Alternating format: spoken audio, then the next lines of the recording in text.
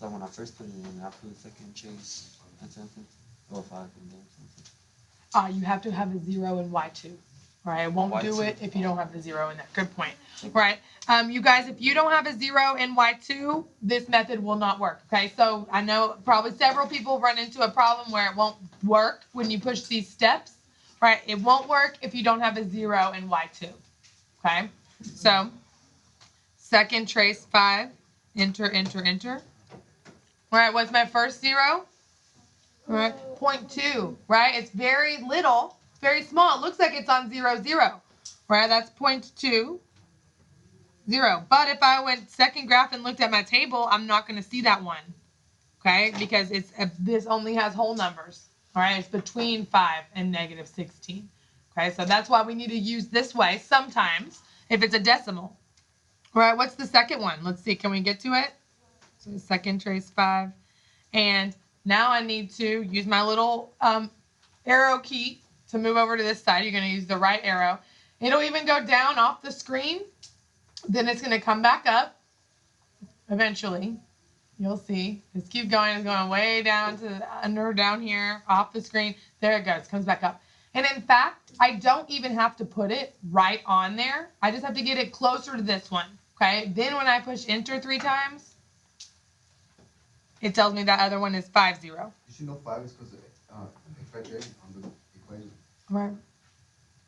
You're saying that because 5 is a factor of the equation? No, 5 plus 5. 5 plus 5? No, you know what it says plus 5? Mm-hmm. I just put 5 and 0 because so it's right there.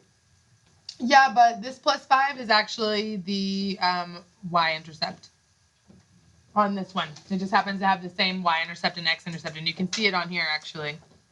All right. There's 5, 0, and 0, 5. All right, so I see what you're saying, but just happens to be the same number on this one. They're not always going to be like that. All right. Let's do one more like this. Number 8. All right, what if it's like this? 2x squared plus 11x equals negative 14.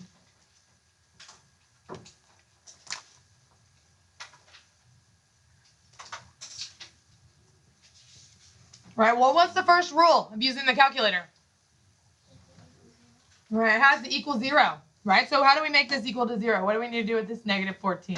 Add it. Right, add it, right? We need to add it and put it over to the other side. Plus 14 on both sides. So then this one will be 2x squared plus 11x plus 14.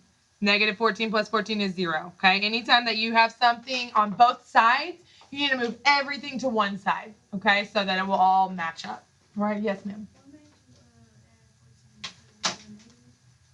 Because it was a negative, exactly. Yes, if it was a positive 14, we would subtract 14 to put it on the other side. Right. Okay, so now here's our equation. It's equal to 0. Do these steps to find your two solutions.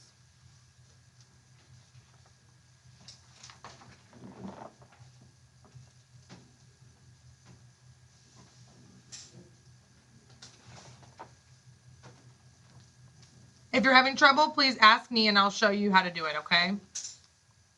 Remember, it has to be equal to 0 on the y2 or it won't work.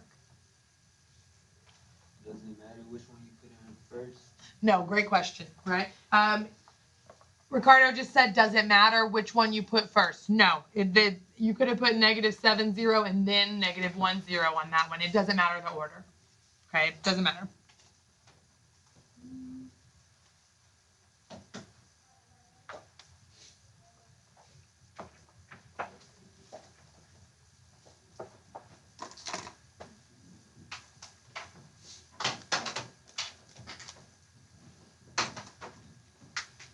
Ready to go at negative 2, 0? All right, that's the first one. It's always going to go to the closest one to the center first. But see, this one is between two numbers, right? It's not going to be able to so easy to find.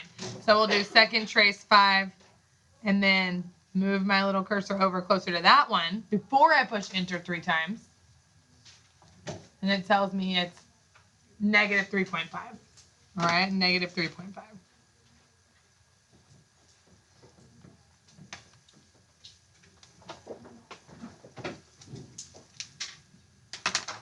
All right, good.